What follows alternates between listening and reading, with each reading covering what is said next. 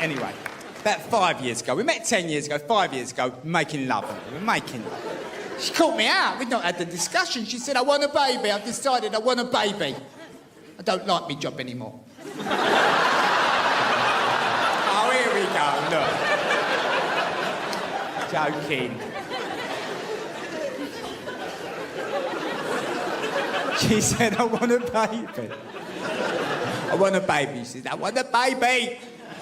I said, well, come off the pill and I'll start leaving it in. So, started leaving it in. Come, don't look at me like that. You know what's happened in this area. You know what's happened. Men used to leave it in, had a bit of respect.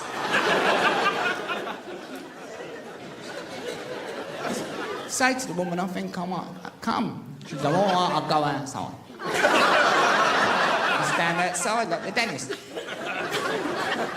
But now, men have watched so much pornography, they think semen cheers women up.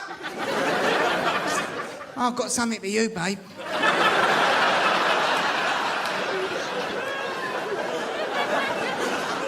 Go and get your shower cap. I know you've had a cut and colour. Disgusting. So you're still having loads of sex, I take it? Still smashing the life out of each other? She don't know what's going on. She's looking out the window. You're bosh. Here we go. I'm a hopeless romantic, aren't I? If you have a child, that might slow down a bit. You've had one. You've had one? Oh, no wonder you look so fucked. Well, he looks a bit fucked for someone who's just in a 3-year relationship. What did you have? Little girl. Is it all going... How old? 11 months. 11 months. Oh, Christ, you're right in the thick of it. Don't worry, it gets worse. Did you do the classes? The NCT classes? You should have done. How did you get out of that one? Blagged it. You blagged it, did you? You broke your own legs, did you, or something? My wife took me along to these classes. They are hideous! Hideous! On a Tuesday night, you go to this Mother Earth type woman's house. She's breastfeeding her 7-year-old son during the session. That ain't awkward. She said on week 4, going to ask the men this evening, how would they benefit by giving birth to the child themselves? Can we have a look at that issue? There's 6 of us in a circle. I'm in trap 3. Not the best position, not the worst. First chap, he said, well, if you gave birth to the baby yourself, he said, you would have an empathy with womankind and her struggle over the centuries. Creating a greater relationship with your partner. I think, bollocks, I was going to use that one. Now we're struggling. Chap number 2 dug in. He said, if you gave birth to the child yourself, you would have a bond with the child at a more physical, primeval level. Started crying. Nice touch. Mother Earth looked at me. I'm having a panic attack. It's all gone a bit dark. She said, Micky? I said, well, at least you'd be 100% sure it was yours.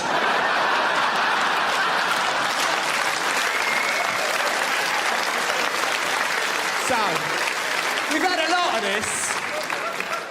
We've had a lot of this over the years. Me just saying exactly the wrong thing. And then it does get in the way of the baby a bit of the sex, but we've come back round. She said to me the other day, we're having sex, she said, on Tuesdays from now on. I read in a magazine, if you don't do it once a week, there's problems in a relationship, so me and you are doing it on a Tuesday. And it was nice to know, actually, because I started to leave myself alone. Because you young fellas can reload in a couple of hours. But the more mature man needs a chance to back it up a bit. Because you can get caught out. You crack one off at about 5:30.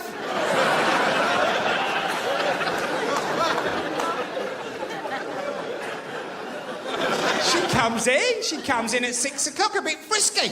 I go, that ain't gonna happen, sister. That ship has sailed. I'll treat you to a Thai takeaway. So it's Tuesday night, she came in, I got all excited, she said, we're doing it. I said, lovely. As I went up the stairs, she put the rice on. I felt a bit emasculated. I said, oh, you're putting the rice on, are you? So she said, well, we both want to watch Property Ladder. I made her right, we do. We love the show. We like it second time round, really. It's a bit pressurised the first time, and it'd be, oh, will the windows turn up? Oh, can't take the tension.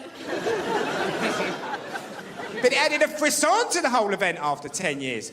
Property Ladder's on, the rice is boiling. I'm cracking away, I'm on target. There's a knock on the door. It's another problem of living in a nice area. They don't stop knocking on your door. I said, oh, yeah, I'll sort this out. Put my emergency robe on. I've got an emergency robe.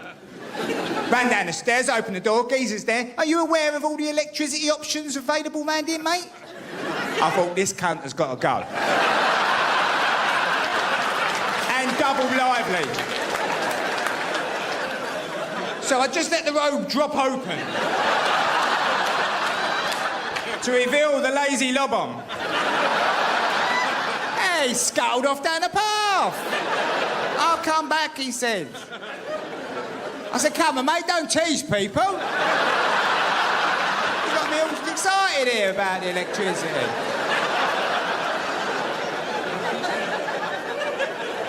So,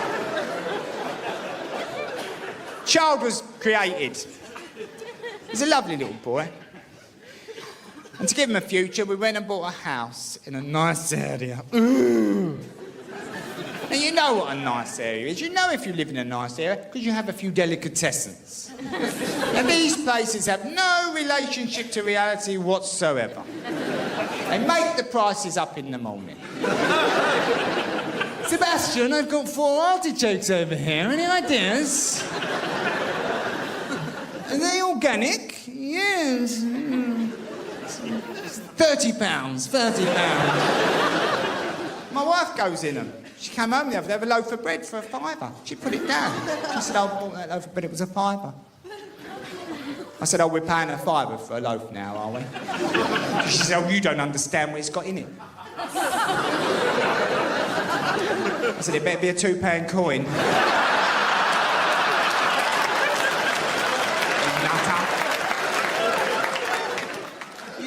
Or where you at?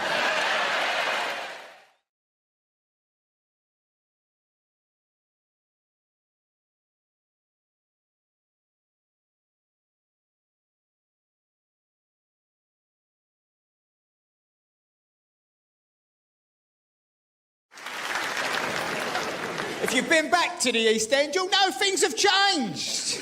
The middle classes came back. About 25 years ago, they said, we like it here. You poor people are going to have to fuck off.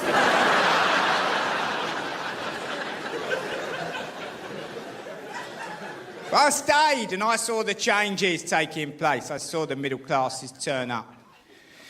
Tesco's became a fascinating place. Because they had to come out and shop with us. Suddenly I'm in Tesco's, the middle classes are there, and you've got the poor people over by the blue stripe.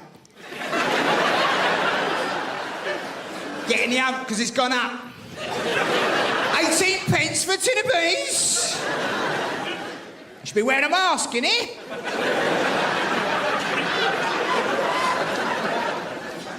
Then you've got the middle classes over by the finest. Is it fine enough? Is it fine enough for me? Reading the labels. What's in this? Ooh. Ooh. Cressida. Is there any gluten in this, darling? I've got my glasses. If I eat gluten, I'll be dead in an hour. When did this happen? No one can eat anything. I go out with people, no, I can't eat the fish. If I have peanuts, I'll explode into 1,000 pieces. I feel so boring. I can eat anything. They can put a bit of poison in my dinner. I just feel rough for about an hour. Poisonous in here, I'm telling you. So I'm in Tesco's having a little look about. I like a look about. I've got an overloaded basket, of course I have. I'm a geezer. And no matter how much shopping a geezer's got to get out, he's not getting a bleeding trolley out. It's all going in a basket. Tell you what I used to do straight away, pizza box either side, bosh! Gives me a much bigger area to work with.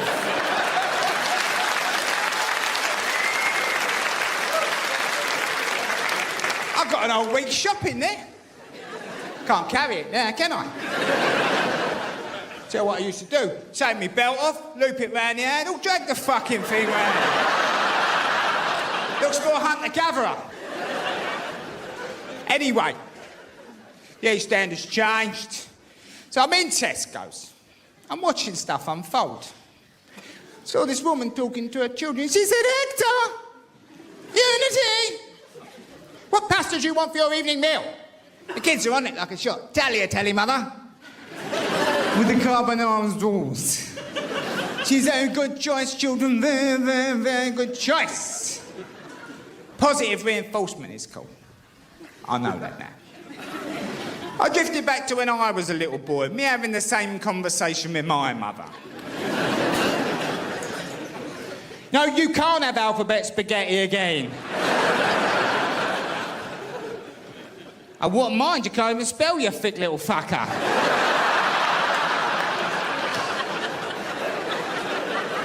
And then to add insult to injury, she'd put a stolen chicken in my sports bag.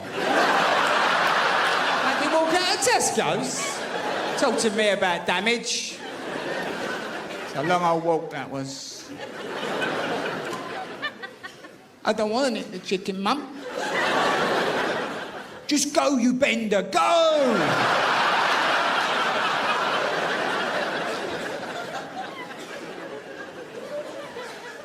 Were you out or were you out?